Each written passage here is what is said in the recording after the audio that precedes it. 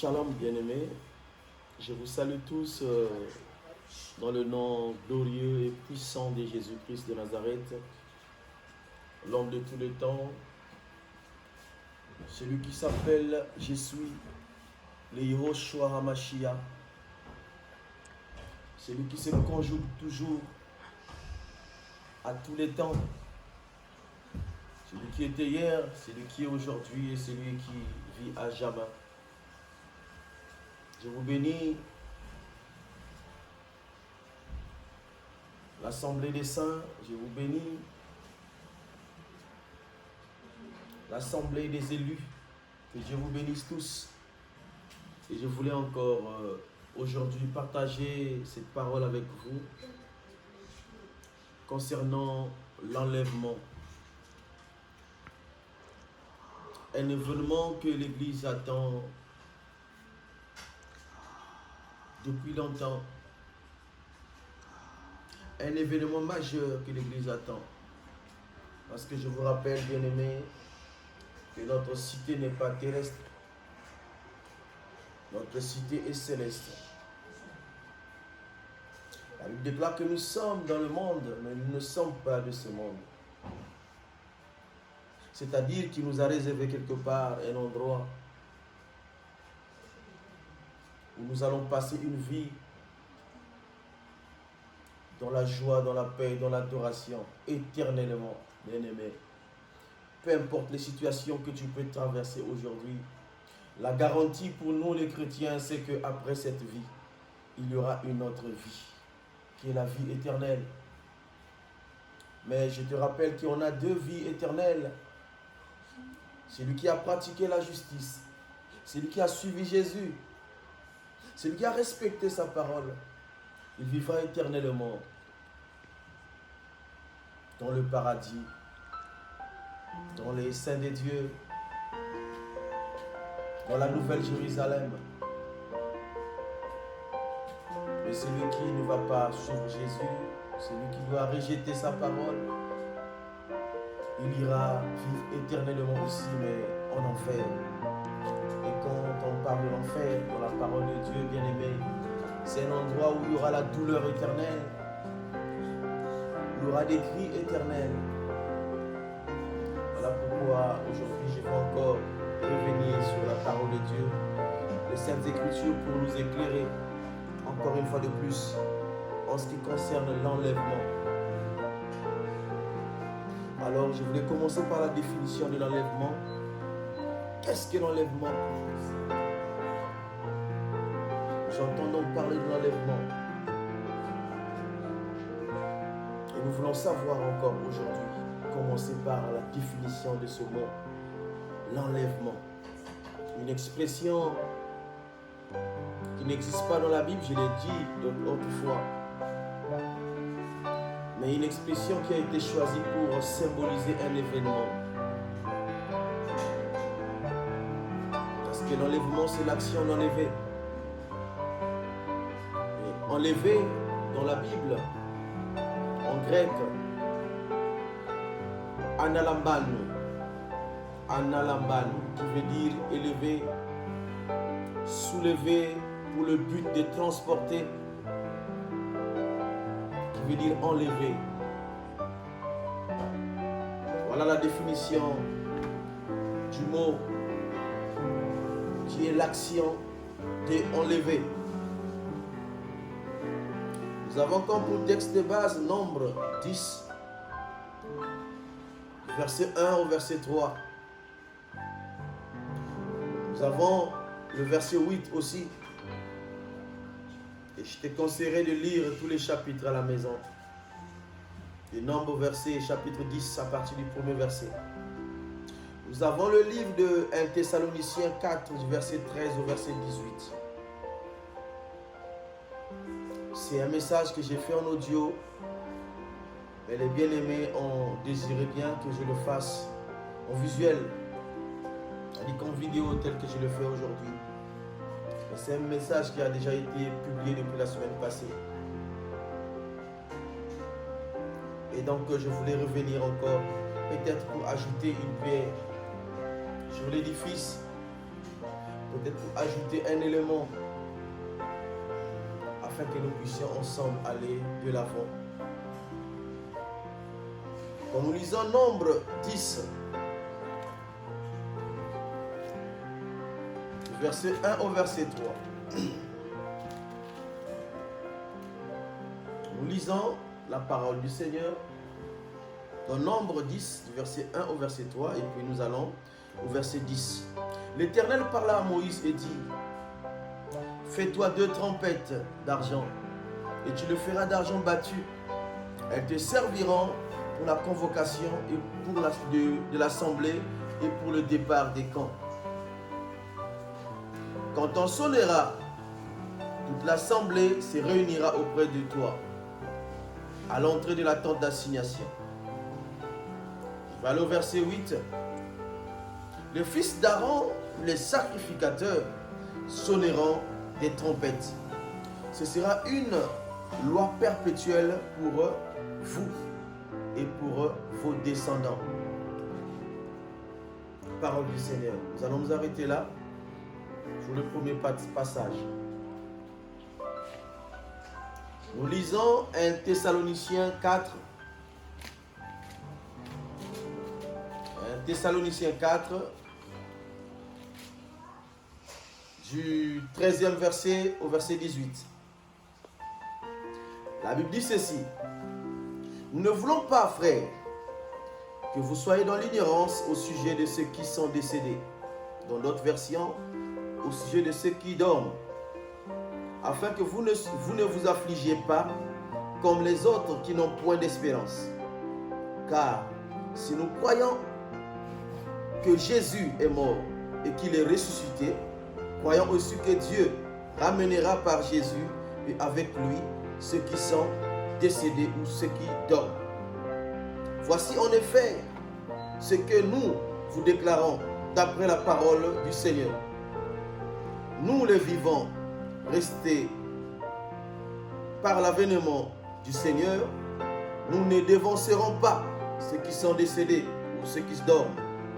Car le Seigneur lui-même a un signal donné à la voix d'un archange et au son de la trompette de Dieu, descendra du ciel et les morts en Christ ressusciteront premièrement. Ensuite, nous les vivants qui serons restés, nous serons tous ensemble élevés avec eux sur des nuées à la rencontre du Seigneur dans les airs. Et ainsi, nous serons toujours avec le Seigneur. Consolez-vous donc les uns les autres par ces paroles. Consolez-vous donc les uns les autres par ces paroles. Paroles du Seigneur. Bien-aimés, nous avons lu le premier passage dans Nombre 10 qui nous parle de Dieu qui est en train d'ordonner à Moïse, qui était son serviteur, qui était chargé de prendre le peuple de l'Égypte pour les amener dans la terre promise qui était Canaan. Et ils sont en train de marcher. Pendant leur marche, Dieu institue quelque chose. Dieu ordonne quelque chose. Très important. Il dit à Moïse, fabrique 2 trompettes.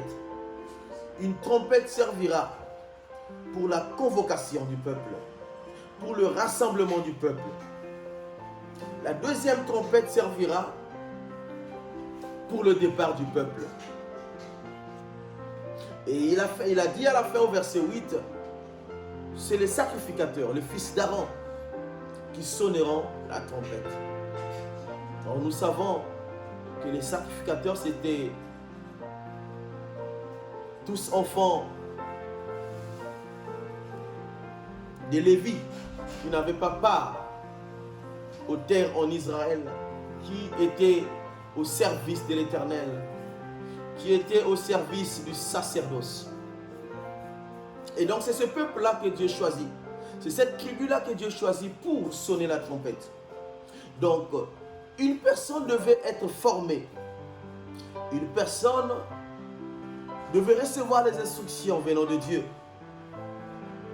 afin de savoir comment jouer à la trompette.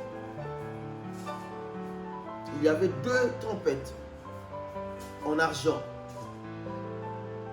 Donc des 12 tribus d'Israël, il n'y avait qu'une tribu qui avait l'aval ou l'autorisation de jouer la trompette. La trompette de convocation et la trompette de départ. Et dans le deuxième passage, nous voyons Paul qui est en train d'édifier nos frères qui sont dans la ville de Thessalonique. On a titré l'épître par Thessaloniciens. Ce sont des frères thessaloniciens, c'est-à-dire ceux-là qui habitaient dans la ville en Grèce de Thessalonique. Et nous savons dans Acte 17, du premier verset jusqu'au verset 34, et Acte 18, du premier verset, nous relate l'histoire de Paul, de son passage dans cette ville. Quand vous lisez les 2 passages, je répète, Acte 17, du premier verset au verset 34, et Acte 18, le premier verset. Ça pourra t'éclairer pour le passage de l'homme de Dieu Paul, qui était allé dans cette ville pour prêcher la bonne nouvelle. Et la Bible déclare qu'il était dans cette ville pendant 3 Shabbats, pendant 3 sabbats, interprété aujourd'hui 3 dimanches. Il a prêché. Pourquoi 3 dimanches? Pourquoi 3 Shabbats? Pourquoi 3 sabbats? Eh bien parce que ceux-là qui ont écouté le message du mystère de la croix, ils ont été dérangés. Ils n'ont pas bien voulu écouter ce message parce que ce message venait à l'encontre de la loi. Ce message venait perturber la connaissance qu'ils avaient déjà. Et ils ont cherché Paul pour lui faire du mal. La Bible dit que les frères ont tout fait pour faire échapper Paul du danger. Et la Bible précise même que c'était pour ces raisons, pour les raisons de la sécurité personnelle de cet homme, Paul. Il a quitté la Thessalonique. Il est allé à Bérée, une ville qui était à proximité. Là-bas, comme un missionnaire, parce qu'un missionnaire ne peut se fatiguer. Un missionnaire, c'est celui qui a des poumons d'acier, qui s'élève toujours au moment qu'il faut parler, qui annonce toujours la vérité au moment où il faut l'annoncer. Et arrivé donc à Bérée, il a vu et il a commencé à faire le même travail. Et quand les frères des Thessaloniques ont appris, quand les Juifs qui sont à Thessalonique ont appris la nouvelle qu'il était en train de prêcher, le même Jésus, le mystère de la résurrection de la croix, de Jésus qu'ils avaient crucifié, ils l'ont poursuivi jusqu'à Bérée. Et de Bérée, la Bible déclare il s'est échappé. Les frères l'ont fait fuir de l'autre côté de la mer pour se retrouver à Athènes.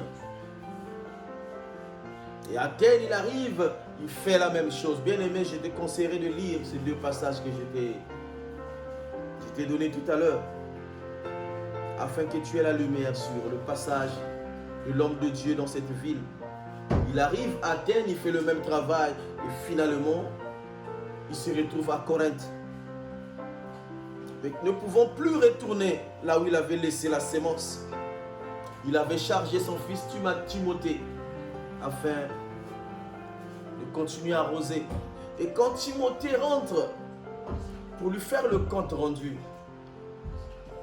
c'est alors que Paul, animé d'un esprit d'amour, on apprend comment les frères étaient zélés dans les enseignements, comment les frères étaient zélés dans l'amour fraternel, dans l'amour agapé, comment les frères étaient zélés, comment ils persévéraient dans la connaissance. Ils cherchaient à savoir, parce qu'ils avaient goûté. Et quand Paul a pris ces nouvelles-là, c'est là où il commence à écrire ces livres que nous avons lus tout à l'heure, les Thessaloniciens. On appelle épîtres ou lettres. Et souvenez-vous, les lettres étaient adressées par rapport à l'indisponibilité de l'homme de Dieu Paul, soit en prison, ou soit qu'il avait reçu des cartons rouges parce qu'il y avait des villes où il avait interdiction. Comme la ville de Thessalonique à l'époque, où nous lisons les Actes des Apôtres 17 et 1. Donc ça veut dire qu'on cherchait à l'exécuter, à le tuer. Et pour ces raisons personnelles, il fallait qu'il échappe. Et donc cette lettre-là, quand vous lisez, vous comprenez que Paul est en train d'édifier le peuple de Dieu sur plusieurs points. Il parle de la sanctification. Il parle de l'amour que les hommes avaient déjà. Mais notre point ici aujourd'hui, c'est l'enlèvement. Et quand il arrive à ce sujet-là, il dit ceci: ne soyez pas dans l'ignorance au sujet de ceux qui sont décédés, au sujet de ceux-là qui dorment. Bien-aimé, je voulais te rappeler aujourd'hui que quand un retraité travaille toute sa vie, c'est pour préparer sa retraite. Quand vous voyez quelqu'un travailler, sortir le matin, rentrer le soir, tous les jours, ce n'est pas en vain. Bien qu'aujourd'hui encore il y en a de beaucoup qui ne savent pas pourquoi ils vont travailler, ils pensent que c'est pour vivre du jour au lendemain. Mais un homme travaille toute sa vie pour préparer sa retraite, bien-aimé. Parce que qu'on le veuille ou pas, il y a un temps pour toutes les choses. Il y a un temps où tu as la force pour travailler. Mais il y a un temps où tu n'auras plus de la force. Tu seras fatigué, bien-aimé. Et ce que tu as sémé pendant que tu étais fort, c'est ce que tu vas moissonner. Voilà pourquoi il est écrit que jeune, fais tout ce que ton cœur te demande de faire. Il parle aux jeunes. Fais tout ce que ton cœur te demande de faire. Mais n'oublie pas qu'un jour Dieu t'appellera en jugement. Réjouis-toi parce que tu es fort. Tu peux faire du mal, tu peux faire du tort, tu peux avoir la rapidité de parler.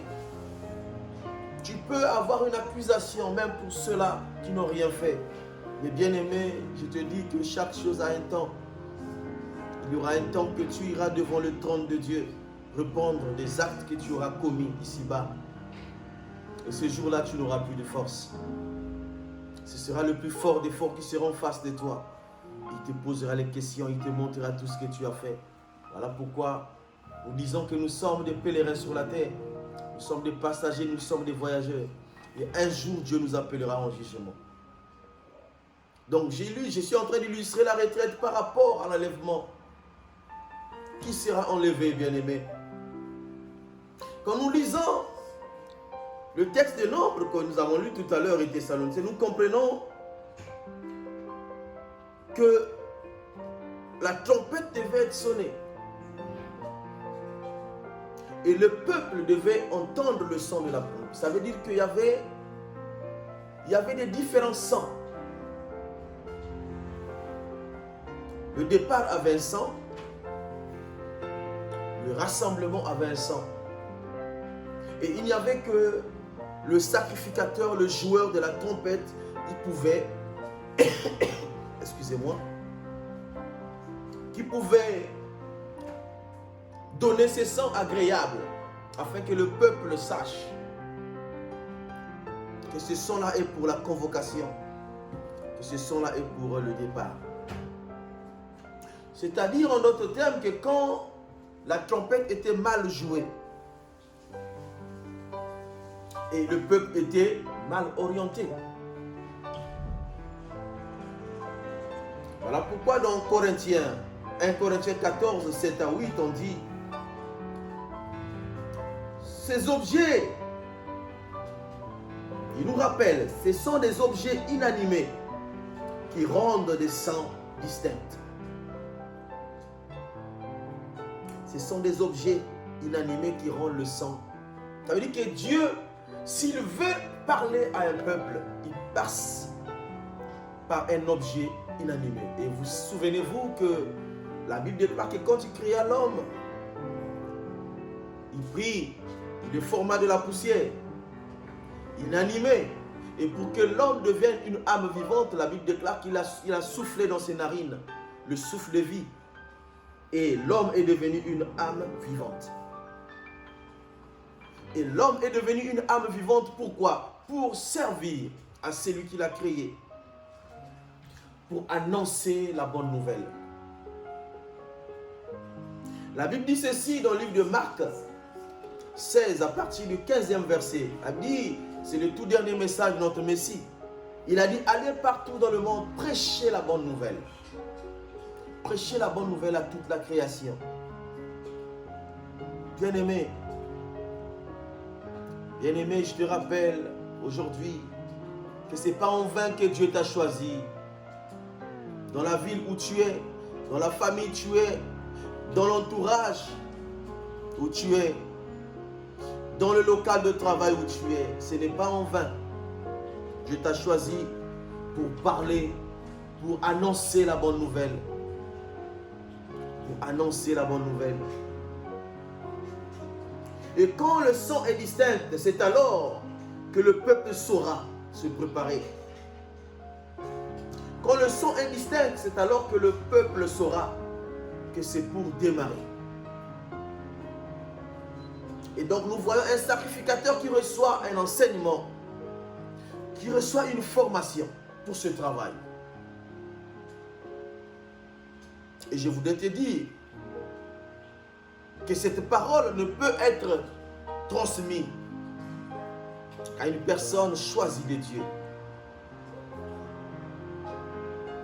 Je vous dis, peuple de Dieu, c'est pour la considération de tous ceux-là qui apportent la bonne nouvelle, parce que nous avons une double condamnation par rapport à la parole de Dieu.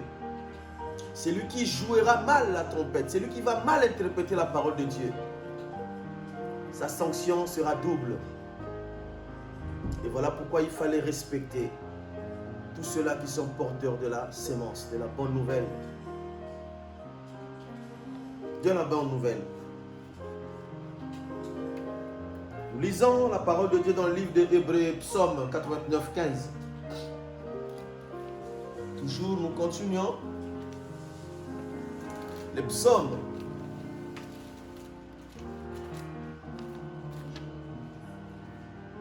Le psaume 89, verset 15. Lisons la parole du Seigneur. La Bible dit ceci. 89, verset 15, oui. La Bible dit ceci.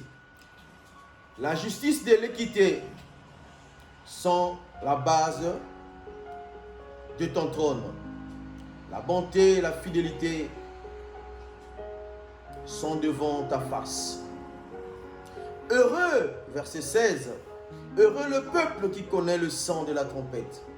Il marche à la clarté de ta face, ô Éternel. Il se réjouit sans cesse de ton nom et il se glorifie de ta justice. Voyez-vous, ce n'est plus le sacrificateur, c'est maintenant le peuple qui reçoit. Ce peuple qui reçoit le bon son de la trompette. Ce peuple qui reçoit la bonne instruction de Dieu. Ce peuple qui reçoit la parole de Dieu sans diluer, sans trafiquer. C'est ce peuple-là qui est heureux. Et qui peut crier aujourd'hui Hosanna, Hosanna.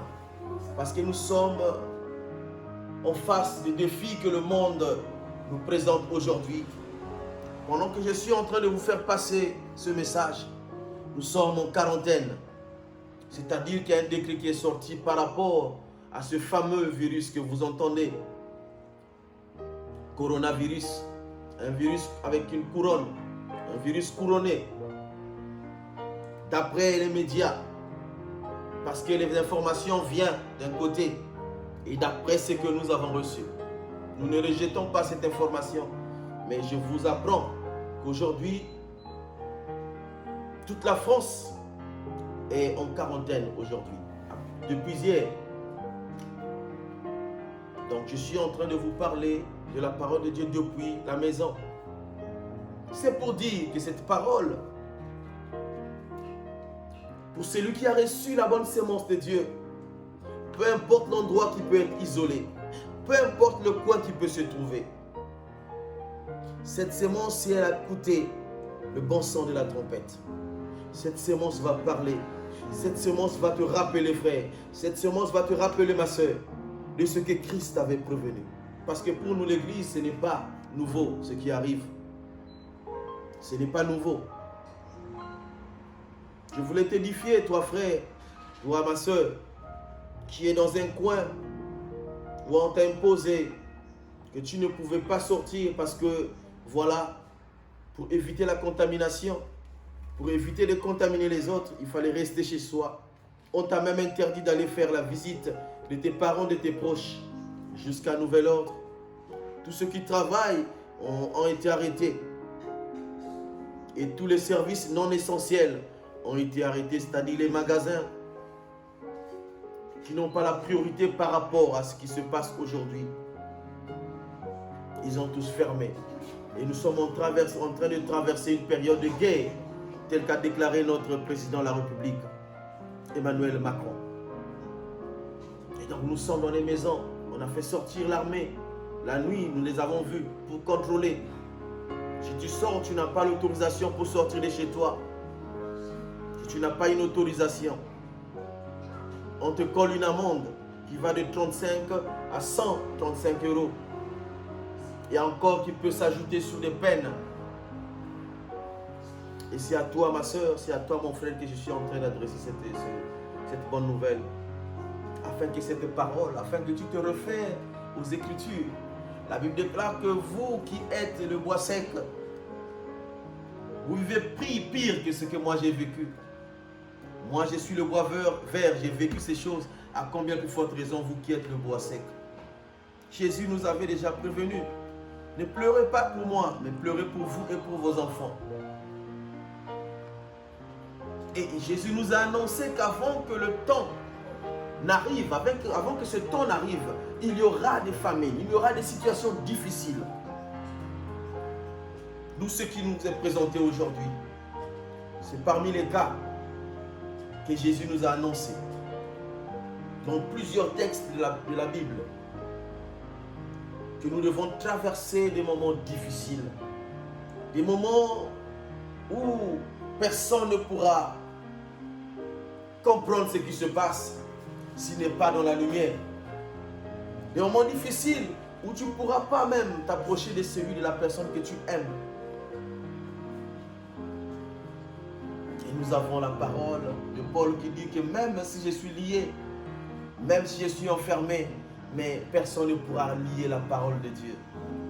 Parce que la parole de Dieu est esprit. Personne ne peut lier la parole de Dieu. Et nous voulons que la foi de l'Église soit maintenue. Nous ne voulons pas voir des chrétiens aujourd'hui par rapport à l'événement qui puissent avoir le même langage que le monde. Le monde a son langage. L'Église aussi a son langage. Bien-aimés, quand nous lisons encore le livre de Luc 17, verset 26 au verset 32, qui nous rappelle deux événements majeurs de la Bible. Qui nous parle de Noé, qui nous parle de Lot. Et la Bible déclare qu'au temps de Noé, Noé prêchait. Il était aussi un joueur de la trompette. C'est-à-dire qu'un prédicateur, un enseignant de la parole de Dieu. Noé a parlé parce qu'il avait l'instruction de Dieu. Il avait le message que Dieu lui avait mis à cœur afin d'annoncer. Parce que le but d'annoncer, c'est que Dieu ne veut pas que le monde puisse périr. Voilà pourquoi il a envoyé son Fils unique. Il a dit que Dieu a tant aimé le monde dans Jean 3,16 qu'il a envoyé son Fils unique afin que quiconque croit en lui ne périsse point, mais ait la vie éternelle. Bien-aimé, la vie éternelle, c'est en Jésus. En dehors de Jésus, il n'y a pas de vie. Et voilà pourquoi il envoie toujours des hommes pour parler. Et nous remarquons que dans les deux passages que nous avons lus au départ, il y a les sacrificateurs qui devaient sonner. Et dans 1 Thessaloniciens 4, c'est lui-même qui devait sonner cette trompette. Et dans les deux illustrations, Noé et Lot, c'était des hommes qui étaient chargés de sauver les hommes. C'est-à-dire que Josué, recevant la vision de Dieu, pouvait faire sauver sa famille. Parce que quand vous remarquez, nulle part n'est écrit que ses enfants et sa femme avaient accepté le message de Noé. Nulle part. Et quand vous voyez Lot, nulle part il est mentionné que sa femme était juste ou ses enfants étaient justes.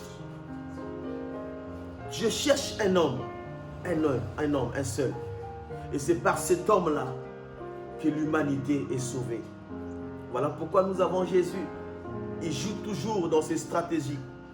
Un seul homme, le premier Adam, a échoué. Il nous envoie le second Adam. Et c'est Jésus qui est venu pour le salut de l'humanité, bien-aimé. N'écoute pas ce qui se dit à la télé, n'écoute pas ce qui se dit à la radio, n'écoute pas ce que les médias te disent. C'est Jésus le seul Dieu, le véritable Dieu. Je le confesse parce que je sais de qui je suis en train de parler. De qui je suis en train de parler. Donc si c'est des hommes qui avaient la capacité de faire sauver l'homme, mais cette fois-ci, le deuxième sang ou la deuxième trompette doit être sonnée par lui-même. Ça, c'est l'exhortation de Paul à Thessalonique. Pourquoi? Parce que tel que je suis en train de vous enseigner et de prêcher, si le pouvoir m'a été donné de sonner la trompette du départ, qui est l'enlèvement, autant qu'homme, je regarderai à ma femme, puisque je suis marié. Je regarderai à mes enfants, puisque j'ai des enfants. La chair devait me pousser toujours à penser à ceux-là qui sont plus attachés à moi. Et c'est ça la nature de l'homme. Et c'est pourquoi même lui-même, autant qu'homme, il a caché ce mystère. Il a dit, je ne sais ni l'heure, ni la date, il ne connaît pas. Il a caché en lui ce mystère. Parce qu'il est égal à Dieu. Et il ne voulait pas autant qu'homme révéler. Afin que l'homme puisse se conduire comme il veut. Sachant la date qu'il pouvait se repentir à une seconde avant. Il est le Dieu plein de miséricorde, plein de bonté. L'homme sait que Dieu peut toujours pardonner même à la dernière seconde. Le cas de celui qui était à la croix avec Jésus. Mais il a dit que c'est lui-même qui devait sonner cette trompette. Si l'homme a la capacité de sonner la trompette du départ, plutôt du rassemblement, c'est lui, le même Jésus, qui va sonner la trompette du départ, bien-aimé. Et là, nous sommes en train de nous préparer pour le départ. Tous les signes sont en train d'être rassemblés sur la terre. Nous avons notre horloge qui est Israël. Et nous avons des fléaux qui sont en train de traverser, frapper la terre. Cela nous prouve à suffisance que le temps est proche.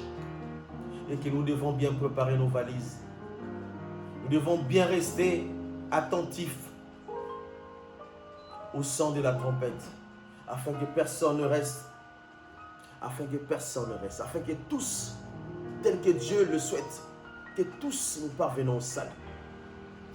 Afin que tous nous soyons sauvés. Alors je veux poser la question. Qui doit être sauvé? Qui doit être sauvé? C'est ça la question peut-être que tu te poses. Je ne sais pas ce que tu vis tout à l'heure. Je ne sais pas les questions qui tournent autour de ta tête par rapport à ce que tu vois. Je ne sais pas aujourd'hui si ta foi a baissé ou encore ta foi a augmenté. Peut-être que tu te poses cette question. Qui va être enlevé? Alors je te répondrai directement, c'est l'Église qui va être enlevée. C'est le corps de Christ qui va être enlevé. C'est l'épouse qui va être enlevée. Voilà la réponse. Dans le livre de Matthieu 25, à partir du verset 1 jusqu'au verset 13, la Bible dit que le royaume est semblable à 10 vierges, 5 folles et 5 sages,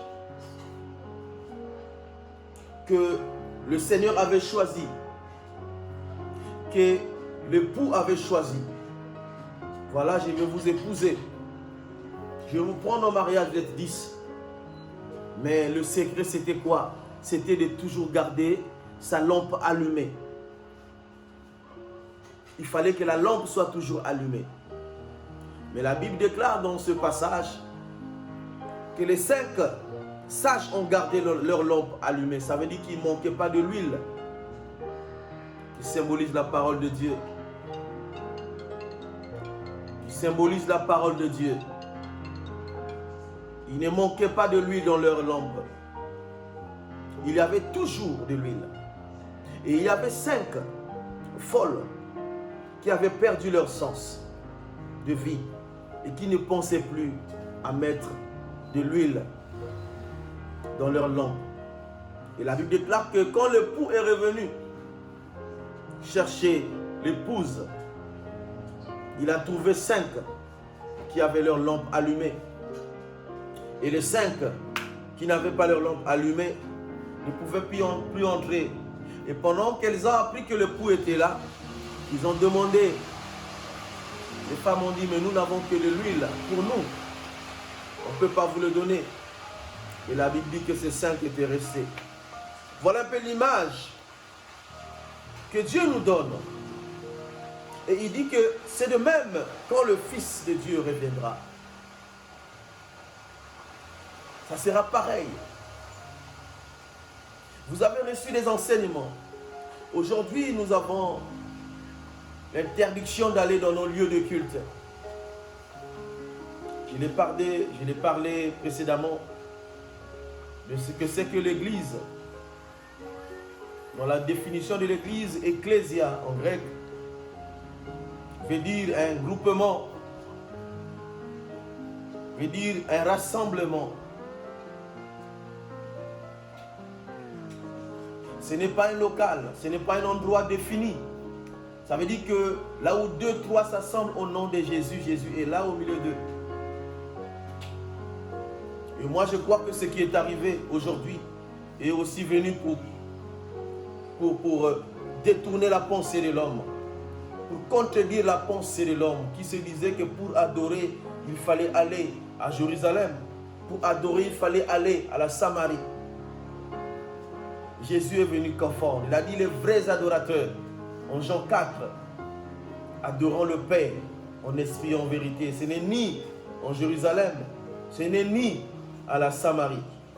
Mais les vrais adorateurs sont venus aujourd'hui adorer en esprit et en vérité. Bien aimé, c'est une preuve pour tous ceux-là qui savent qu'ils sont des dieux et qui sont isolés aujourd'hui, de manifester leur amour en Jésus-Christ, de manifester leur foi en Jésus-Christ, de démontrer à ce monde que nous sommes des dieux. Comme Paul avait dit, que même si vous me liez aujourd'hui, même si vous me mettez en prison aujourd'hui, mais personne ne peut lier la parole de Dieu. Parce que tant que le Saint-Esprit est là, la parole de Dieu est là. Et que cette parole parle en toi, cette parole qui bouillonne en toi encore aujourd'hui, puisse germer et puisse donner des fruits. Toi qui es là assis, toi qui es là assise, il est grand temps d'encourager celui qui est à côté de toi. Téléphone ton frère, appelle-le, appelle-la. Passe un message. Nous devons nous réconforter, frères. Ne restez pas tranquille chez vous, enfermés. Appelez tous les numéros que tu as. Rassure tes frères, rassure tes soeurs, que nous sommes en train de traverser la période de la tribulation. Parce que l'objectif aussi de ces événements-là, c'est de toucher à la foi de l'Église. De toucher à la foi. Aujourd'hui, nous savons que Vatican est en train de penser, de modifier la Bible, parce que la Bible, pour elle, a déjà vieilli. Pour cette soi-disant Église, l'Église a vieilli. Et maintenant, il faut retoucher, il faut revoir les versets. Parce que là-dedans, il y a des versets qui sont choquants. Il y a des versets qui sont en train de déranger. Il y a des révélations qui sont en train de les rendre mal à l'aise. Et je voudrais que tu sois fort là où tu es. Paul était en prison. Paul, même devant le tribunal, il a regardé autour de lui, il n'y avait personne. Mais il a dit, l'espoir était de regarder au moins un frère pour venir l'assister le jour où il devait passer en jugement. Mais il a dit, il a remarqué qu'il n'y avait personne. Mais il a ajouté que même s'il n'y avait personne, moi je crois que Jésus était avec moi. Mais comme il était avec moi, c'était sa force, bien-aimé. Là où tu es, Jésus est avec toi. Si dans l'ancienne alliance qui était l'ombre des choses à venir, Dieu avait montré à Moïse de construire un tabernacle qui avait le parvis, le lieu saint et le lieu très saint. Bien-aimé, cela symbolise l'homme. Parce que Dieu voulait venir tabernacler ou habiter dans le corps de l'homme. Voilà pourquoi il a dit qu'il ne peut pas habiter dans une maison faite des mains d'hommes. Mais il a cherché un corps. C'est toi. Tu es un objet d'adoration. Tu es un culte là où tu es. Ne regarde pas aux quatre murs, mais regarde à ta personne. Regarde à ton corps, regarde à ton esprit, à ton âme. Et tu dois t'élever là où tu es. Tu dois continuer à prier. Au contraire encore, que tes prières encore soient accentuées, que tu sois encore dans une dimension, que tu montes plus haut, afin de prouver à Dieu que tu es pour lui. Parce qu'il déclare que quand je reviendrai sur la terre, est-ce que je vais trouver la foi? Le but de ces événements, c'est pour casser ta foi, bien-aimé. C'est pour casser ta foi. Ne te laisse pas conduire par ces mouvements. Nous sommes des ambassadeurs de Christ sur la terre. La Bible déclare qu'il a placé à la sortie du peuple pour la 10e plaie en Égypte. Il a mis le sang de l'agneau sur les lintons, sur les poteaux. Et que quand l'ange de la mort passa, il ne devait pas toucher.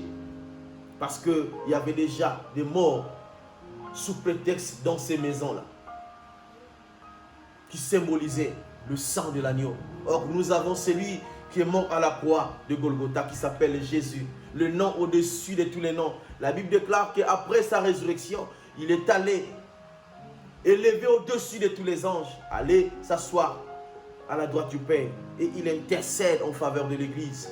Peu importe les fléaux, peu importe les maladies de ce monde-là. Ça ne pourra pas t'atteindre parce que tu es un peuple mis à part, bien-aimé. Il ne faut pas avoir peur. Le problème, c'est que tu connaisses ton identité, qui tu es dans le Seigneur. Qui tu es. Qui tu es. Qui tu es. Nul ne tiendra devant toi tant que tu vivras. Josué 1, verset 5. Nul ne tiendra. Parce que chacun de nous, avec la foi, je le dis, avec la conviction que Dieu a placé sur la terre avec une mission bien précise. Une mission bien précise. Et tant que tu n'as pas encore accompli cette mission, personne ne pourra t'enlever de ce monde. Il faut bien que tu ailles jusqu'au bout. Il faut bien que tu ailles jusqu'au bout. Alléluia. Et nous avons Jacques de 14 à 26 qui nous parle de la foi. Qui nous parle de la foi. Nous allons quand même lire aussi. Jacques, ça nous fera du bien. Toujours dans la qualité de l'Église que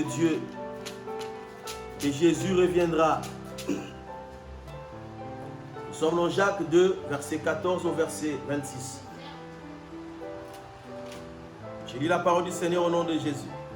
Mes frères, que sert-il à quelqu'un de dire qu'il a la foi s'il n'a pas les œuvres? Cette foi peut-elle le sauver? Si un frère ou une sœur sont nus et manquent de la nourriture de chaque jour, et que l'un d'entre vous leur dise: allez en paix, chauffez-vous et rassasiez-vous, et que vous ne leur donnez pas ce qui est nécessaire au corps, à quoi cela sert-il? Il en est ainsi de la foi. Si elle n'a pas les œuvres, elle est morte en elle-même. Mais quelqu'un dira: toi tu as la foi et moi j'ai les œuvres. Montre-moi ta foi sans œuvres et moi je te montrerai la foi avec mes œuvres. Tu crois qu'il y a un seul Dieu? Tu fais bien. Les démons le croient aussi et ils tremblent. Veux-tu savoir, ô homme vain, que la foi sans œuvre est inutile? Et c'est là que j'ai souligné. La foi doit avoir des œuvres. Une foi sans œuvre est une foi morte. Une foi doit être accompagnée par les œuvres. Une foi sans œuvre est une foi morte. Cela veut dire quoi? Parce que nous devons faire la différence entre le salut par la foi et les œuvres de la foi.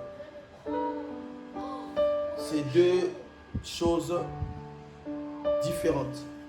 C'est deux points différents. Le salut par la foi, c'est recevoir la parole de Dieu, recevoir Jésus comme Seigneur et Sauveur. Dès lors que nous l'avons reçu, dès lors que nous acceptons le Seigneur, nous sommes sauvés. Nous sommes sauvés. L'exemple de ce monsieur, l'exemple de celui qui était à la croix avec Jésus, il avait écouté la parole de Dieu. Il avait cru en lui. La Bible ne nous dit pas qu'il est passé par les eaux de baptême. La Bible ne nous dit pas qu'il a reçu le Saint-Esprit. Du fait qu'il a accepté que Jésus c'est lui le Messie et qu'il a même demandé à Jésus le jour où il sera dans sa gloire, qu'il se souvient de lui. Ça suffisait pour lui afin d'hériter le royaume des cieux. Ça c'est le salut par la foi. Quand tu crois en un homme, en un seul homme, qui est la personne de Jésus, tu es sauvé de Fils. Maintenant, quand nous parlons des œuvres de la foi, c'est quand tu reçois Jésus comme Seigneur et Sauveur. Il rentre en toi. Et c'est Jésus en toi que dans le vouloir et le faire. Ça veut dire que c'est lui qui te pousse. La Bible déclare que c'est poussé par le Saint-Esprit que les hommes ont parlé de sa part. Ça veut dire que, comme Paul avait dit, que ce n'est plus moi qui vis, mais c'est Christ qui vit en moi. Maintenant là, ta vie changée, tu deviens une nouvelle créature. Le débat qu'il y avait entre Nicodème et Jésus, qui l'avait troublé. Nicodème qui était le docteur de la loi, mais qui n'avait pas encore cru en Jésus. Jésus lui dit, pour toi il faut que tu naisses de nouveau. Il pensait que naître de nouveau, c'était rentrer dans le sein de sa maman, redevenir bébé, afin d'être sauvé. Et Jésus lui dit, tu es docteur de la loi, tu ne connais pas ces choses. Tu ne connais pas ces choses. Quand nous recevons le Seigneur par le moyen de la parole de Dieu, cette parole en nous crée beaucoup de choses dans notre vie. Ça crée un changement. C'est ça qu'on appelle la conversion, une nouvelle créature. Ça veut dire que tout ce que tu fais doit avoir une concordance avec Jésus. Tout ce qui sort de ta bouche, même ton langage, doit avoir une concordance avec le langage de Jésus. Même ta démarche, comprenez mon langage, ta façon de réfléchir, ta façon de poser les actes doivent concorder avec Jésus-Christ de Nazareth. C'est ainsi que pour la première fois, les disciples ont été appelés à Antioche, les chrétiens. Parce que les hommes de loin, certainement avaient vu Jésus. Et quand ils ont vu Jésus marcher, parler, faire des choses. Et après cette personne-là, Jésus, ils ont vu d'autres personnes qui étaient les disciples, qui marchaient comme Jésus, qui parlaient comme Jésus, qui posaient les actes comme Jésus. Et c'est ainsi qu'ils ont attribué le nom aux disciples, que c'est des chrétiens. C'est-à-dire que ceux qui vivent au modèle de Christ, semblables à Christ. C'est ça les œuvres de la foi. Tu as reçu Jésus, maintenant il faut que tu démontres au monde que Jésus habite en toi. C'est lui qui te dirige. Tu ne fais pas ta volonté. Tu ne vis pas selon toi, mais tu vis maintenant selon Jésus. Et c'est là où est le grand problème pour l'Église aujourd'hui. Nous voulons conduire notre vie selon nos pensées, selon notre façon de faire. Nous oublions que Jésus en nous, c'est lui qui connaît la destination, c'est lui qui connaît le chemin. Il a dit, venez à moi, vous qui êtes chargés et fatigués, moi je vous donnerai du repos. Jésus sait ce qui peut arriver demain. Jésus sait tout ce qui peut arriver le mois prochain, l'année prochaine, parce qu'il est l'alpha et l'oméga. Et quand tu le reçois, c'est pour que tu le laisses la place de la conduite. C'est comme un chauffeur, un conducteur au volant qui conduit, mais il ne connaît pas le chemin. Tu dois maintenant donner le volant à celui qui connaît la route. Et tu dois rester à bord. Parce que tu sais que la personne qui est au volant, c'est lui qui connaît le chemin. Et c'est lui qui te conduit. C'est lui qui te conduit partout. Et tu as confiance en lui. C'est ça la foi. Parce que c'est laisser conduire par une personne qui s'est conduite parce que nous croyons que la personne peut nous conduire sans accident. Peut faire que nous puissions arriver à la destination sans problème, sans inquiétude. Et c'est ainsi qu'il a rassuré les disciples en disant: moi je m'en vais vous préparer une place.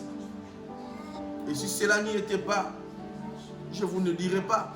Si je vous l'ai dit parce que je sais. Et c'est cet homme de Galilée qui s'appelle Jésus. Donc la foi en nous produit les œuvres. Et c'est ce que Jacques est en train de dire dans son chapitre 2 du verset 14 au verset 26. Tu peux dire que tu as la foi, ok, j'ai la foi. Mais comment sauront-on? Comment un homme peut découvrir que tu as la foi si cette foi-là ne manifeste pas la vie de Jésus? Si dans ta vie, il n'y a pas de concordance entre Jésus et toi, comment pouvons-nous croire que tu as la foi en Jésus? Parce que c'est la foi, c'est en Jésus. En dehors de Jésus, c'est la croyance. Et là aussi, c'est deux choses différentes. La croyance, c'est autre chose. La foi, c'est autre chose. Et nous parlons de la foi en Jésus. Parce qu'il n'y a qu'une seule personne. La croyance a existé et ça existe encore. Avant Jésus. Et nous parlons de la foi qui doit être manifestée par les œuvres. Et par là, nous pouvons encore lier. Vous pouvez lire à la maison tranquillement le livre de 2 Pierre, chapitre 1, du verset 5 au verset 12. Vous allez comprendre que Pierre est en train d'édifier l'église en disant: faites tous vos efforts pour joindre à la foi. Il parle de la vertu, il parle de la connaissance, il parle de la tempérance, il parle de la patience, il parle de la piété, il parle de l'amour fraternel, il parle de l'amour agapé, qui est l'amour dans Jean 3,16. Et donc, quand tu reçois Jésus, ça veut dire que c'est l'huile qui t'arrose, l'huile qui doit allumer ta lampe. Cette huile-là va servir d'alimenter le feu en toi. Et ce feu-là, ce sont les œuvres. Voilà pourquoi, quand nous parlons du chandelier, nous regardons le chandelier, le socle où il y avait de l'huile, comme la parole, comme le Saint-Esprit. Et nous voyons le tige, plutôt la tige, comme le cèpe. Et nous voyons les branches comme les sarments. Je suis le cèpe et vous êtes les sarments. Et les sarments doivent donner les fruits. Les fruits viennent de la racine qui est la parole de Dieu. Les fruits viennent de la racine qui est le Saint-Esprit. Et ce qui soutient l'arbre, c'est le tronc qui est lui-même la foi. La foi en Jésus. Et c'est ça que Pierre était en train d'expliquer. D'interpréter un peu ce qui a été dit dans Zacharie 4. Ce que ce prophète regardait, il voyait un chandelier, plutôt un chandelier d'or. Des deux côtés, il y avait 2 oliviers.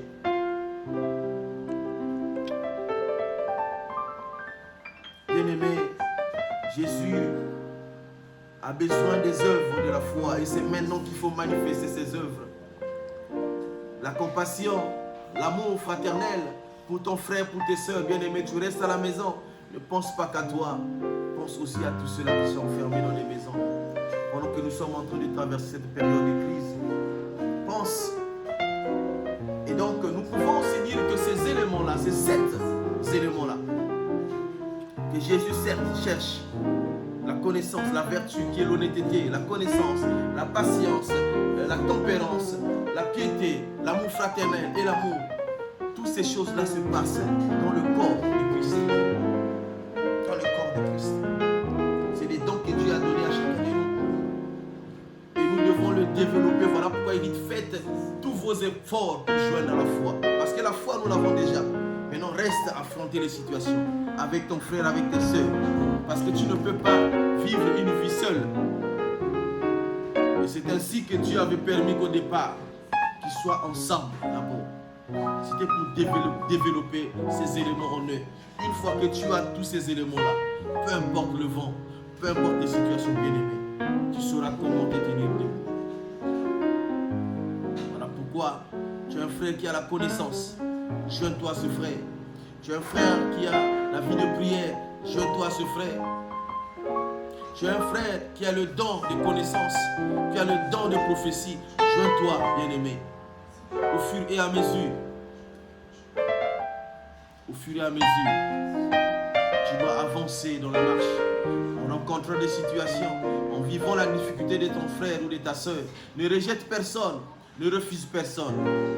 Sache que dans Romains 8, à partir du verset 28 au verset 30, il dit toutes choses concourent au bien de ceux qui aiment Dieu et de ceux qu'il a appelés. Il les a fait quoi? Il les a justifiés. Il les avait déjà appelés d'avance. En fait. Mais à ceux qu'il a appelés, il les a justifiés. À ceux qu'il a justifiés, il les a glorifiés. Bien aimé, tu ne peux pas passer directement à la gloire sans passer à l'étape de la justification. Et c'est ça la période de la justification. Avec ton frère. Moi, je m'étonne que les frères et sœurs soient incapables de se supporter les uns les autres, alors que la mission de Jésus était de supporter les plus durs comme les sols de Tarse, les plus durs comme les pierres. Nous devons nous supporter. Tu ne peux pas avoir l'amour pour ton frère si tu n'arrives pas à surmonter l'opposition dans ta vie, si tu n'arrives pas à surmonter les difficultés de l'autre et de l'accepter tel qu'il est. Les 7 éléments bien-aimés, nous devons les avoir dans l'Église. Nous devons rester attachés afin que l'huile qui est la parole de Dieu aille monter en nous, parce que la foi vient de ce qu'on entend et ce qu'on entend vient de la parole de Dieu. C'est-à-dire que toutefois nous devons recevoir, nous devons alimenter par la parole de Dieu. Et maintenant nous allons parler, comme on avait dit dans le psaume 133, il est agréable et doux de demeurer ensemble. Bien-aimés, demeurer ensemble, c'est là. C'est mystère. Celui qui ne demeure pas ne veut pas progresser dans la vie. Celui qui ne demeure pas. Parce que l'Église, c'est l'ensemble des membres du corps. C'est l'ensemble. C'est-à-dire que si tu es la main gauche, tu as besoin de la main droite. Si tu es le pied gauche, tu as besoin du pied droite. Afin qu'ensemble nous puissions marcher. Tu ne peux pas dire que moi je suis la main droite et je n'ai pas besoin de la main gauche. Tu ne peux pas dire que moi j'ai le pied gauche et moi je n'ai pas besoin du pied droit. Tous ensemble, et la tête c'est le nom de Jésus-Christ de Nazareth. Voilà pourquoi, bien-aimé, il faut développer l'amour en acceptant les autres tels qu'ils sont, avec leurs faiblesses, avec leurs défauts, tout en sachant que c'est le défaut de mon frère et de ma soeur qui va permettre que je puisse alimenter un don que Dieu a mis en moi. Que Dieu te soutienne dans cette épreuve que tu es en train de traverser avec ton frère, avec ta soeur. Le but, c'est que nous soyons tous enlevés. Bien-aimé, s'il n'y avait pas l'enlèvement, je ne perdais pas mon temps pour m'asseoir, passer le temps à passer ce message. Parce que je sais qu'il y a un événement majeur que nous attendons. Pendant que le Fils de l'homme va sonner la trompette, nous allons tous passer d'un moment à l'autre. La Bible déclare que cela se passerait comme dans un clin d'œil. Ça sera tellement rapide qu'il ne nous laissera pas le temps de nous repentir, qu'il ne nous laissera pas le temps de changer d'avis. Et s'il y a temps de changer d'avis, c'est maintenant. Bien-aimé, il avait prévenu que quand vous voyez ces choses, dites-vous que le temps est proche, que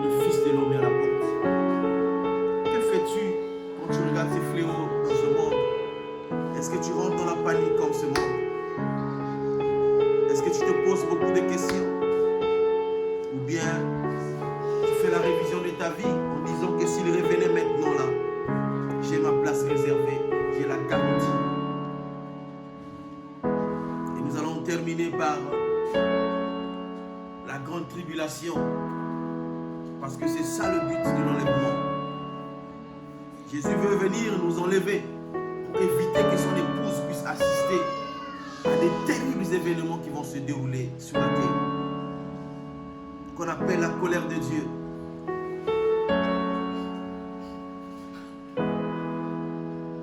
Il veut venir nous délivrer car le salut, c'est être sauvé. Sauvé de quoi? Être sauvé de la colère de Dieu. Être sauvé de l'antichrist. Être sauvé du nouveau ordre mondial qui déjà est en train de s'installer. Parce que vous allez voir qu'après ces événements-là, certainement qu'il y aura des propositions. Et ceux qui sont en panique, ceux qui n'ont pas compris le message, ils iront peut-être donner leurs mains afin qu'ils reçoivent des vaccins, afin qu'ils reçoivent beaucoup de choses. Parce que la peur plutôt, nous amène à faire tout ce qui est possible pour survivre. Bien-aimé, je t'assure que la vie, c'est en Jésus, le plus grand vaccin des vaccins. C'est Jésus-Christ de Nazareth. Le plus grand vaccin dans ce monde qui peut t'épargner de toute épidémie qui peuvent arriver, de tous les fléaux de cette terre. C'est Jésus-Christ de Nazareth. C'est ce qu'il a institué à la Pâque en Égypte. Il y avait des fléaux, mais le sang de l'agneau suffisait. Le plus grand vaccin. Peu importe, bien-aimé, l'isolement, peut-être qu'on va encore se retrouver un à un dans une chambre. Sache que tout cela a pour but aussi d'affaiblir ta foi, bien-aimé. J'aimerais que ta foi reste intacte. Que ta foi reste intacte. Que tu restes soudé, bien-aimé. La grande tribulation, nous ne pouvons pas la définir sans pourtant définir ce que c'est que la tribulation. Deux choses différentes. Deux choses différentes. La grande tribulation, pour bien la définir, il faudrait bien qu'on puisse comprendre la tribulation. Qu'est-ce que la tribulation? La tribulation, c'est une période de persécution, une période de grandes épreuves que le chrétien traverse dans sa vie. Souvenez-vous, quand Jésus a parlé aux disciples, vous pouvez prendre Jean 16, 33, Marc 10, verset 30. Quand Pierre a posé la question à Jésus, mais nous t'avons suivi en abandonnant nos enfants, nos femmes, nos terres, nos familles, nos biens. Qu'est-ce que nous allons recevoir en contrepartie? Qu'est-ce que nous allons recevoir en contrepartie? La lumière, s'il te plaît. Qu'est-ce que nous allons recevoir en contrepartie? Jésus a dit, vous recevrez le centuple de tout ce que vous avez perdu dans la persécution. Ça veut dire que la souffrance aussi fait partie des promesses que notre maître nous avait dit, nous avait laissé. Et oui, bien-aimé, il faut que tu soulignes cela. Le chrétien n'est pas épargné de la souffrance. Le chrétien n'est pas épargné de la souffrance. Faites attention avec les jeux des versets. Il n'y a que la bénédiction de l'Éternel qui enrichit et qui ne peut suivre d'aucun chagrin.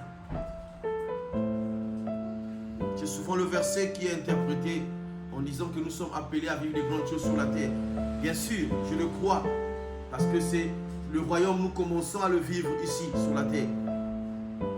Mais cela ne nous épargne pas à la souffrance. Cela ne nous épargne pas à la tribulation. Cela ne nous épargne pas aux épreuves. Parce que c'est dans l'épreuve que la foi est justifiée. Nous avons parlé de la justification de la foi. Sans épreuve, la foi ne peut être justifiée. La foi ne peut pas être justifiée.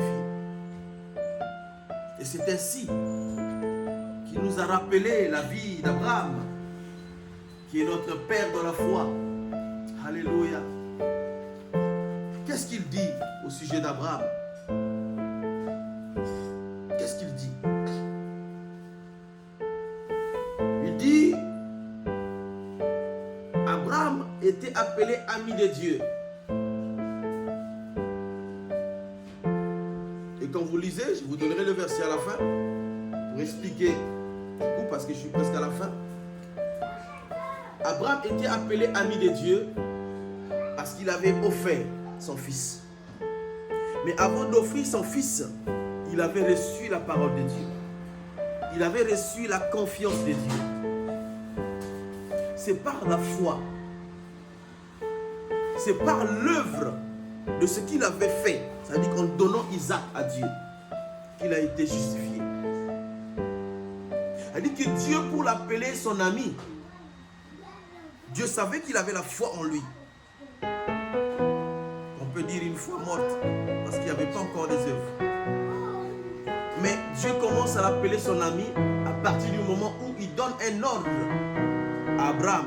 Maintenant, sacrifie-moi cet enfant que tu as eu à 100 ans, quand ta femme avait 90 ans. Va le sacrifier, tu vas le tuer. Et quand vous lisez cette histoire, vous allez comprendre que Abraham n'avait même pas dit à sa femme de ce que Dieu lui avait demandé, parce qu'il savait. Et quand vous lisez bien l'histoire, vous comprenez que même en marchant avec son fils Isaac, il n'avait pas dit à Isaac, ni à ses serviteurs. Là encore, je vais fermer une parenthèse pour l'attitude d'un serviteur de Dieu, pour ses confidences avec Dieu. Il y a des mystères qu'on ne dit pas comme ça. Parce que dans la marche, il peut avoir un frein, une complication, une barrière à cause d'une fuite d'informations. C'est pourquoi même pour la prise de Jéricho, la Bible déclare qu'il a demandé au peuple de ne rien dire. Le silence fait partie aussi des stratégies de Dieu. Abraham est resté tranquille. Le fils pouvait même lui demander, mais papa, je vois le bois. Je vois tout ce qui est réuni, mais je ne vois pas l'holocauste. Je ne vois pas l'offrande que tu veux offrir à Dieu. Il a dit, Dieu peut voir. Vous voyez la foi. Il dit qu'il avait de l'amour pour son Dieu plus que son enfant. Il avait l'amour pour son Dieu plus que sa famille. La foi. La foi. C'est l'opposé de ce que nous voyons. C'est un saut dans le vide, tout en sachant que dans le vide, il y a une substance qui va te soutenir. En sorte, il n'y a rien aux yeux des hommes, mais il y a quelque chose. C'est ça la foi. Et donc cet homme est appelé ami de Dieu parce qu'il avait offert. Et c'est là que nous parlons de ce que la foi de cet homme était justifiée par des épreuves bien-aimées. Et donc je reviens sur la tribulation, qui sont des épreuves que Dieu met à la disposition des chrétiens afin que leur foi soit justifiée. Afin que leur salut soit garanti par les œuvres de la foi. Ah oui, j'aimerais bien que ça se soit bien compris. Sur ce que j'ai expliqué précédemment sur le salut par la foi et les œuvres de la foi. Tu es sauvé si tu as cru en Jésus. Mais si pendant cette période de la justification, tu faillis, bien-aimé, tu restes. Tu restes. Parce que Judas n'oublie pas aussi avec lui. Judas avait reçu Jésus. Judas a travaillé comme toi et moi aujourd'hui. Judas a marché. Il était l'intendant dans l'église. Il gérait les offrandes comme un diacre. Il est arrivé jusqu'à l'échelle apôtre, compté parmi la sélection des 12. Pendant que les autres avaient fui, lui il est resté, il était sélectionné. Il avait la foi en Jésus, il croyait en Jésus. Mais cela n'a pas suffi pour son salut. Il a été justifié, il a été tenté parce qu'il fallait bien que Satan puisse accomplir son dessein pour éliminer Jésus. Et il avait une porte ouverte. Et c'est là que le diable est entré. Afin qu'il soit celui qui doit livrer Jésus. Donc la foi juste ne suffit pas. Il faut que cette foi-là soit justifiée par des épreuves. Et c'est ce que Paul est en train de demander à Dieu. Il rappelle de ce que cet homme, il y a 14 ans, est allé, il ne sait pas si c'est en esprit ou dans la chair, dans le 3e ciel. Il rappelle la dimension de Dieu, le travail, son appel à Dieu. Il cite un peu ce qu'il est en train de vivre. Et il plaide à Dieu afin d'enlever l'écharpe qu'il avait. Mais la Bible dit quoi? Que Dieu lui répond, ma grâce te suffit. Ma grâce te suffit. La grâce de Dieu te suffit. Et cet homme avait compris ce qu'il ne pouvait pas comprendre pendant toutes ces années. Il a compris qu'il était en train de traverser une période de la justification. De l'or, comme nous rappellent les Écritures, ne peut pas avoir de la valeur s'il ne passe par le feu. C'est en passant par le feu qu'après que de l'or a de la valeur. Et la Bible dit dans Romains 8, 28, je l'ai cité, toutes choses concourent au bien de ceux qui aiment Dieu et de ceux qui sont appelés selon son dessein. Car de ceux qu'il a appelés, il les a justifiés. Et de ceux qu'il a justifiés, il les a glorifiés. Il y a l'appel, il y a la période de la justification et il y a la période de gloire. Mais je te rassure, bien-aimé, la période de gloire est plus longue que toutes ces deux périodes. Toutes ces deux périodes, bien-aimé. Voilà pourquoi je veux t'exhorter ce soir de résister, d'être fort pendant cette période. Ne lâche pas. Ne cours pas derrière les médias pour écouter. Pourquoi? Parce que le problème, c'est au niveau de l'écoute. Si la foi vient de la parole de Dieu, ça veut dire que ce que tu entends, les médias aussi peuvent changer ta foi. Peut changer ta foi. Je te rappelle que nous sommes au temps de la fin. Et que Jésus est proche, bien-aimé. Et donc, si la tribulation, c'est une période que Dieu lui-même justifie l'Église afin que l'Église rentre dans la gloire. Et la tribulation, la grande tribulation, comme le mot le dit, c'est une autre chose, bien-aimé. C'est une période de l'Antichrist. C'est une période où la colère de Dieu va frapper la terre. C'est une période où il y aura des cris terribles. Terribles, bien-aimé. Et là, j'aimerais t'exhorter, bien-aimé. Toi qui, quand on parle de la parole de Dieu, tu t'opposes. Toi qui, quand on demande une activité religieuse, une activité dans l'église, une activité par ton pasteur, une activité par ton conducteur, tu t'opposes. J'aimerais que tu arrêtes et que tu attendes ce jour de la grande tribulation. Si peut-être tu ne seras pas enlevé avec nous. Parce qu'il faut que tu le saches. Il n'y aura pas un deuxième enlèvement. Ce n'est pas mentionné dans la Bible. La Bible parle dans le livre de l'Apocalypse 7. Lis tout le chapitre, tu comprendras qu'il y avait de ceux-là qui nous avaient rejoints. Ils étaient tous habillés en robe blanche. Et la Bible dit que c'est ceux-là qui sont venus de la grande tribulation. Ça veut dire qu'il y aura des gens qui vont rester, qui avaient cru. Et qui vont passer cette période très très difficile. Que même Jean n'a pas trouvé les mots qu'il fallait pour expliquer la grande tribulation. Une période de douleur. où on parle de la marque de la bête qui sera imposée. Mais non, là, c'est volontaire. On te donne une information, tu peux rentrer dans une loge, tu peux rentrer dans quelque chose, c'est volontaire. Mais l'antichrist, c'est l'imposition. Ça veut dire que toi, pour manger, il faut que tu reçoives la marque. Et la marque, c'est ce qui va symboliser ton échec. C'est-à-dire que Satan veut confirmer ceux qui vont entrer avec lui en enfer. En leur imposant la marque de la bête. Soit au front, soit à la main droite. Et ceux-là qui vont résister. C'est ceux-là que Apocalypse 7 est en train de décrire dans la parole. Ils vont passer, malgré qu'ils vont résister, mais ils vont participer à la grande tribulation. Moi, je n'aimerais pas arriver là.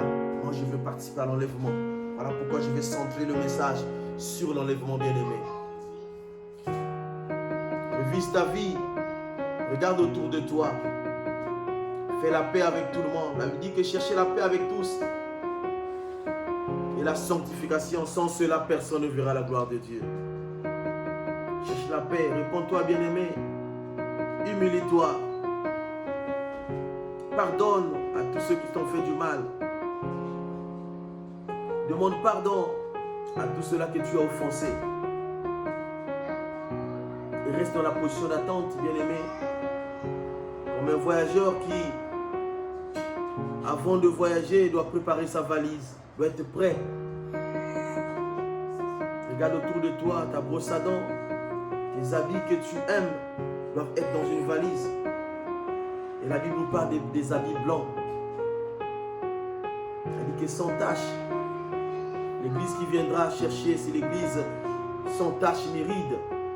Et revois tes habits, revois ton comportement, revois ton caractère, regarde, revois ta façon de vivre avec les autres.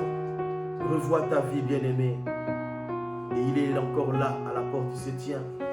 Si tu le reçois, il est là. Je vais te donner cette opportunité encore. Parce que le temps est proche. Nous prêcher, nous parler.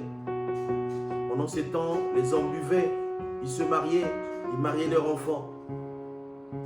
Et je ne sais pas ce que tu es en train de faire aujourd'hui. Je suis en train de parler à toi qui es même éloigné, que peut-être dans ton pays, il n'y a pas encore les signaux de cet événement qui est arrivé, qui a touché presque les grands pays du monde entier. Mais j'aimerais que tu te prépares en voyant ces signes, que tu te prépares aussi.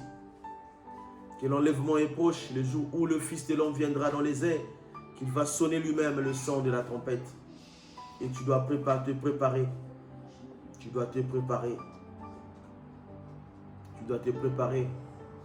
On en parlera des autres situations après, si Dieu nous le permet. Parce qu'après l'enlèvement, il y aura une succession des événements. On parle selon la théologie chrétienne, l'eschatologie. C'est la philosophie ou la science qui parle du temps de la fin, de tous les événements qui parlent du temps de la fin. Car après l'enlèvement, ce n'est pas la fin de toutes choses. Ce n'est que le début du commencement. Il y aura l'antichrist. Il y aura le millénium. Il y aura la guerre qu'on appelle aujourd'hui la 3e guerre mondiale. L'Armageddon. Il y aura la construction du 3e temple en Israël. Il y aura le millénium. Il y aura le rétablissement de la nouvelle Jérusalem. Il y aura un nouveau ciel, une nouvelle terre. Et si Dieu permet, prochainement, on en parlera. Afin déjà de te faire goûter, bien-aimé, la Bible que la nouvelle Jérusalem que nous allons habiter est une ville où il y a 7 fondements. Alléluia. Oh, j'ai donné raison à Paul qui voulait vite y accéder. Parce qu'il avait vu la gloire dans cette maison. Et qu'il voulait quitter ce monde afin de précipiter. Et c'est ce qu'il est en train d'encourager le peuple de Dieu qui sont à Thessalonique. De ne pas être dans l'inquiétude au sujet de ceux qui sont décédés. Bien aimé chrétien, si tu sais que ton frère, ta soeur est mort, est décédé dans le Seigneur. Jésus, dans son jargon, la mort n'existe pas. C'est que ce frère est en train de dormir. C'est que cette soeur est en train de dormir. Ça ne sert à rien de pleurer les morts comme ça. Un chrétien a une façon de pleurer. Nous devons pleurer plutôt quand tu sais que la personne n'avait pas reçu le Seigneur. Et pour le reste de ta vie, Dieu t'a appelé pour être le sonneur de trompette de ta famille. Qu'est-ce que tu en penses? N'attends pas que quelqu'un puisse décéder afin que tu puisses l'annoncer, la bonne nouvelle. Il est temps maintenant d'annoncer, de communiquer la parole de Dieu. Fréquente tes frères et tes sœurs. Dis que le temps est proche, qu'ils reçoivent le Seigneur. Afin que même s'ils peuvent décéder, parce que personne ne peut être épargné de la mort. Ce n'est pas avec ce corps-là que nous allons entrer à la rencontre de l'époux. C'est avec le corps de gloire. Ça veut dire qu'il faut d'abord mourir. C'est ainsi qu'il parle de la loi de la sémence. Une sémence pour porter de fruits doit d'abord mourir. Sous la terre doit mourir. Et c'est après qu'il doit porter des fruits. Ne faut pas nous inquiéter au sujet de ceux qui dorment, au sujet de ceux qui sont décédés. Et voilà pourquoi je t'appelle encore aujourd'hui, frère. Je t'appelle encore aujourd'hui de croire que ta foi reste intacte, de croire que cette parole est pour toi. Et si Jésus a dit qu'il est allé te préparer une place, ce n'est pas une histoire, c'est une vérité. Crois en lui, qu'il est le seul Dieu véritable et c'est lui ton salut. Et ensemble, nous allons faire une prière. Nous allons dire, Seigneur, nous avons écouté ta parole. Seigneur, maintenant nous croyons que le temps est proche. Peu importe, ô Dieu de gloire, les conditions que ce monde peut m'imposer, mais je crois que ma foi restera intacte, ô Dieu de gloire. Parle-moi de ta parole, Dieu de gloire, parce que la foi vient de la parole. Je resterai en contact avec la parole de Dieu. Je lirai, je méditerai la parole de Dieu et je serai toujours dans la prière. Que Dieu vous bénisse, que Dieu vous console là où vous êtes. Soyez en paix comme votre Maître, dans le nom puissant de Jésus. Nous t'avons ainsi prié, nous disons, gloire et louange à toi et Amen.